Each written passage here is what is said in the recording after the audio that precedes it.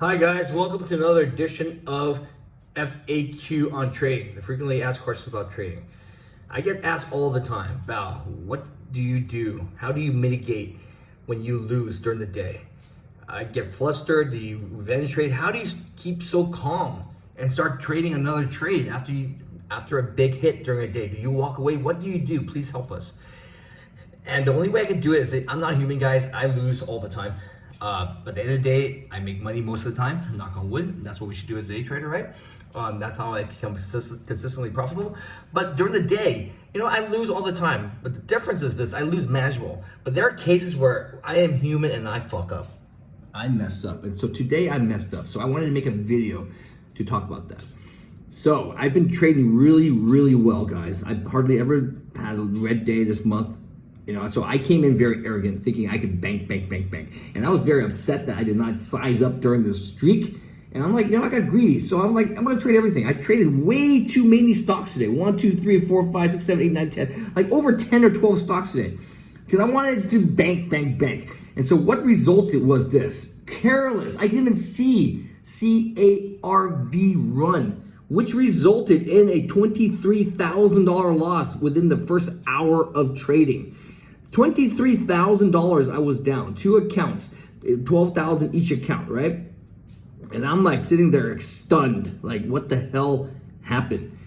I went from making money pretty much every day to taking, that's a big loss, right? For most people, 23,000 in 1 hour. And I'll show you what I did. Look at what I did, guys.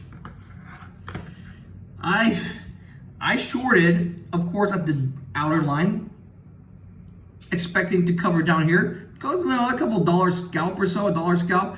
Next thing you know, holy Toledo, it spiked all the way up. And I am instantly down $5,000 right here. I'm down $5,000. So I'd actually covered for $5,000. It halted and it resumed and I was down $5,000. And I'm like, okay, I'm still okay. I'm down $5,000. I can make, that's not a problem. Okay, then I'm down 10,000. I'm like, oh shit. Okay, I can still make back 10,000. So I covered instead of leaving and realizing that this was a bad trade outside of my process. I'm breaking rules. Why am I shorting a low float stock that has no dilution, day one, being pumped, low float, front side? It went from freaking $17 to like $40. Holy crap. The only thing that kept me in the game was the fact that I was not that sized up. I was in 2,000 shares, 1,000 each account. And so I doubled, I ended up pretty much like quadrupled my losses, okay? So I ended down rather $23,000 from this stock. Pretty much this stock killed me. I covered at pretty much the top, only to see it tank down. You see the frustration, guys? I covered at 6 bucks. I hit max pain, down 20,000. I took my loss. Only to see it go all the way down. I could have broke even or made money. But there I'm sitting with a $23,000 loss. And I feel like the worst trader in the world. So you know what I did? I'm like, you know what? Shit happens. I am going, instead of crying and blaming the algos or all that stuff, what I'm going to do is find out exactly why I lost. I lost because I broke all the MIC rules. I lost because I shorted a low float day one, no dilution, front side. And I got killed. You know what, man? It could have been much worse. I could have been down 50, 100,000, but I had a max daily loss, $15,000 each account, so 15,000 each account. So I still be okay, but dude, you don't never want to hit a max loss, guys. Unless you have to, right? You should never hit a max loss because you should get out before hitting the max loss. I was only down 5,000 here. Next thing you know, I'm freaking adding my losses, and dude, I'm down $20,000. So what I do, I calmed the fuck down. I identified the problem. I made money on all the other stocks. I was okay on all the other stocks. This one stock killed me. So I identified the problem. Instead of making excuses, I said, you know what, man, I should never ever short that type of stock again. Low float, day one, no dilution, front side, boom. Just wait for the top like I usually do. Today I was very arrogant. And so I didn't panic. I took a break. I talked to the guys. I told the MIC team that I lost. I posted, as you see, we are very transparent. As you if I lose, I want to educate. So this is why I posted. This is a bad day, as you see. but I still kept it. It's not that bad. I will make it back, you know. So, but Carve is the main loss, taking 21,000, 22,000 of my losses, okay? I never usually trade this, but you know, shit happens, guys. And Alex, of course, warns, you know what, man, this is bad, man, you know? So I calmed down and I started to trade other stocks, you know? Then I saw LMFA run and I made all my money back.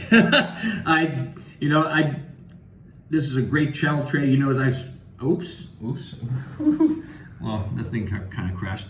So let's take a look at LMFA. Anyways, I went back to my process, guys. I went to my process.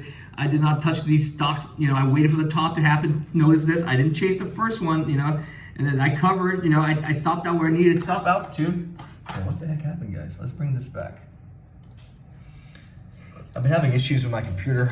This is no way a reflection of anything. Let's just wait. Just wait. Sorry, educate.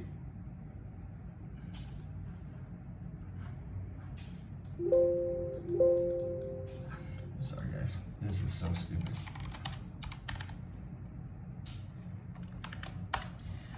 Okay.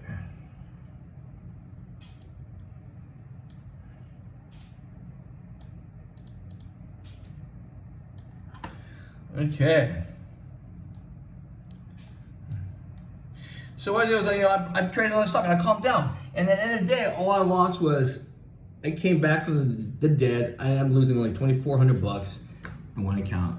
So I lost like $4,000, guys. I went from a $23,000 loss to a $4,000 loss. And how am I able to do that? Okay, I'm able to do that because I calmed down. I traded other stocks very well, made back my money.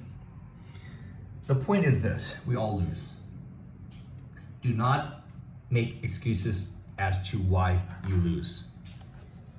Okay? Do not make excuses to why you lose.